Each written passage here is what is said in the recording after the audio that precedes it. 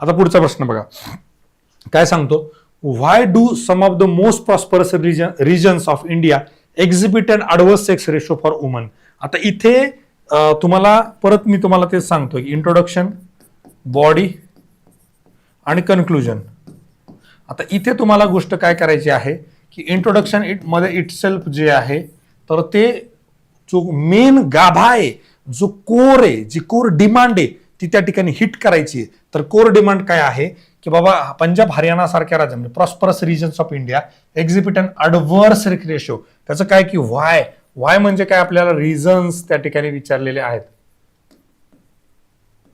कारण आपल्याला त्या ठिकाणी विचारले आहेत. काय विचारले, कारणे. कुठे गेलं, प्रतिकूल का आहे, का म्हणजे कारणे, बरोबर आहे. आता कारणे लिहित असताना मी एक परत टर्म तयार केलेली होती, मी बऱ्याच वेळेला ती वापरायचो, की पॅट्रियार्कियल माइंडसेट्स, बरोबर आहे. पॅट्रियार्कल सोशल मिडायवल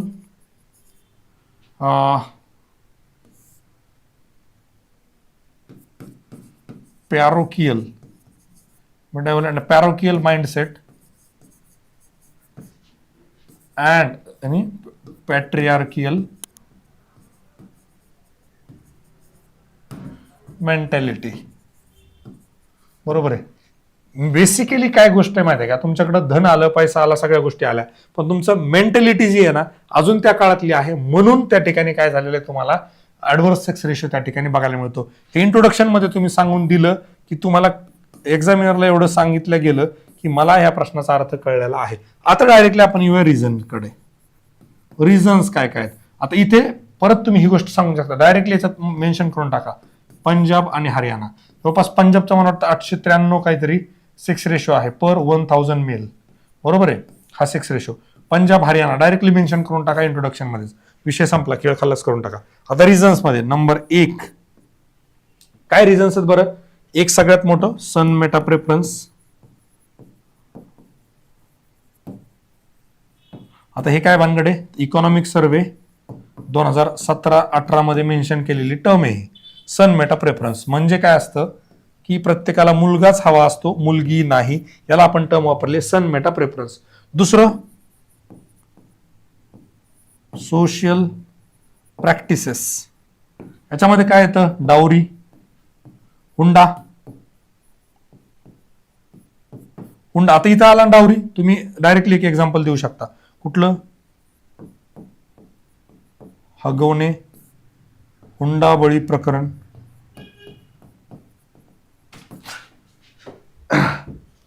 हगवणे हुंडाबळी प्रकरण कुठे, पुणे, बरोबर आहे. हे डायरेक्टली तुम्ही इथं मेन्शन करून टाका. कशामुळं, डावरीमुळं. Social practices, right, social practices. अजून सोशल प्रॅक्टिसेस मध्ये काय येणार आहे की लग्न आलं किंवा बाकीच्या गोष्टी आल्या, किंवा लोकांना अजून महिलांना काय नाही द्यायचं, महिलांना हे नाही करायचं, बाकीच्या सगळ्या गोष्टी त्याच्यामध्ये तुम्ही लिहू शकता. पुढे आता सगळ्यात महत्वाचा टेक्नॉलॉजी. आता विषय काय आहे, हे हायली प्रॉस्परस रिजन आहेत, पण इथं काय लोकांकडे पैसा आहे म्हणल्यावर यांच्याकडे काय टेक्नॉलॉजी आहे, अफोर्डेबिलिटी. आता बिचारी पाड्यावर याच्यावर राहणाऱ्या लोकांना काही माहित नसतं, गर्भधारणा जेव्हा होते मुलगा आहे का मुलगी आहे, त्याच्यामुळं त्याला बाकी गोष्टी करण्याचा संबंध नाही. पण जेव्हा तुमच्याकडे पैसा येतो, तुम्हाला हॉस्पिटलला ऍक्सेस येतो, तुम्ही जाऊन चेक करता मुलगा आहे का मुलगी आहे, आणि मुलगी जर नसेल तर, मुलगी जर असेल तर तुम्ही काय करता त्या ठिकाणी, फिमेल फिटिसाइड, बरोबर आहे. त्याला आपण काय म्हणतो, स्त्री भ्रूण हत्या, बरोबर आहे. इथं तुम्ही डायरेक्टली लिहू शकता बीड याचं कॅपिटल म्हणून, त्या ठिकाणी बऱ्याच वेळेला चर्चेमध्ये आलेला आहे. टेक्नॉलॉजी झालं, त्यानंतर अजून आपण काय लिहू शकतो, इनएड्युकेट सोशल रिफॉर्म्स.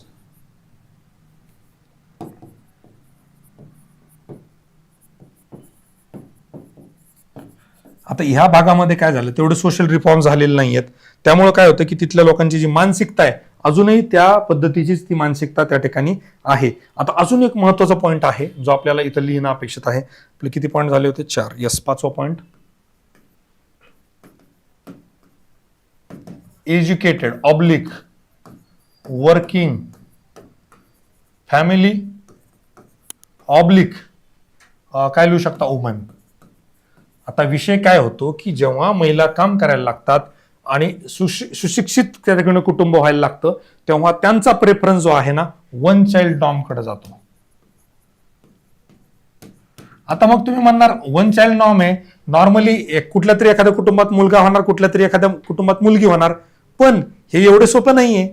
हे लोक काय करणार, जर एकच बाळ आपल्याला पाहिजे असेल तर मग परत यांचा तो सन मेटा प्रेफरन्स यायला पाहिजे, मुलगा, यांना पाहिजे वंशाचा दिवा, आणि हा वंशाचा दिवा त्या ठिकाणी तेजवत ठेवण्यासाठी हे काय करतात, फक्त एकच अपत्य आणि ते मुलगा या ठिकाणी ठेवतात. हे आपण इथं डिटेलमध्ये एक्सप्लेन करू शकतो. त्यानंतर आपण बघितलं तर property rights,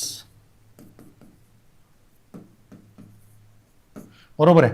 property rights oblique इथं काय लिहू शकतो आपण, सोशल ऑब्लिक कल्चरल प्रॅक्टिसेस. आता याच्यामध्ये काय होतं माहिती, अंत्यविधीचे बरेचसे कार्यक्रम किंवा बाकीच्या गोष्टी जे आहेत ना ते मुलांच्याच हाताने होतात, मुलांच्या द्वारे लिहू शकतो आपण.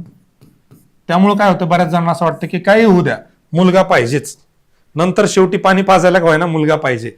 जे काय अंत्यविधी किंवा बाकीच्या गोष्टी आहेत त्याच्यामध्ये. आणि प्रॉपर्टी राईट सगळ्यात महत्वाचं, की मुलगा जो आहे तो वारसदार आहे, ती प्रॉपर्टी त्याच्याकडे जाते आणि विनाकारण मुलींमध्ये तो शेअर जाईल म्हणून मुली नको असतात. ही एक महत्वाचं कारण त्या ठिकाणी आपल्याला लिहिता येईल. त्यानंतर अजून लिहिता येईल आपल्याला जेंडर डिस्क्रिमिनेशन, मुला मुलीमध्ये जो काय भेद केला जातो ते पण एक महत्वाचं कारण त्या ठिकाणी आहे. मग अशा प्रकारे काय होतंय की जे काही प्रॉस्परस स्टेट आहे त्याच्यामध्ये आपल्याला ऍडव्हर्स सेक्स रेशो बघायला मिळतो. आता इथे काय आहे की कन्क्लुजन लिहित असताना तुम्ही हे लिहू शकता, चेंजिंग माइंडसेट, जे आपण इंट्रोडक्शन मध्ये केलं होतं की माइंडसेटमुळे सगळ्या गोष्टी होतात. मग ह्या चेंजिंग माइंडसेटला कसं करायचं तर लिहा की थ्रू द बेस्ट प्रॅक्टिसेस, किंवा अजून काय की better enforcement of the law agencies, आणून चेंजेस इन द टेक्नॉलॉजी, कशा पद्धतीने ह्या गोष्टी आपल्याला करता येतील. मला वाटतं या पलीकडे अजून ह्या प्रश्नामध्ये फार जास्त काही लिहिण्यासारखं नाहीये.